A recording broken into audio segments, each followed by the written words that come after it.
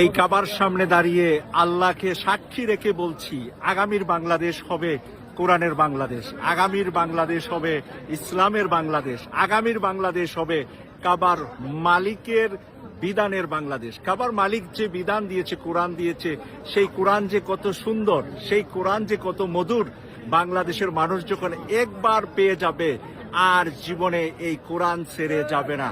এবং এই কোরআন যে আজকে আমার পিছনে দেখতে পাচ্ছেন যে আমাদের বোনেরা, আমাদের ভাইয়েরা, নারী পুরুষ একসাথে কিভাবে কাবার ঘরে পাগলের মতো ঘুরছে, কেউ কাউকে আর চোখে দেখছে না, কেউ কাউকে বাধা দিচ্ছে না, কেউ কাউকে নিয়ে উপহাস করছে না, সবাই সমান। কোরআনের সমাজ যেদিন বাংলাদেশে কায়েম হবে, সবাই সমান হয়ে যাবে, থাকবে না গরিব, থাকবে না ধনী, সবার মাঝে থাকবে ভালোবাসা। আমাদেরকে এই কাবার মালিকের আইন পালনের তৌফিক দান করুন।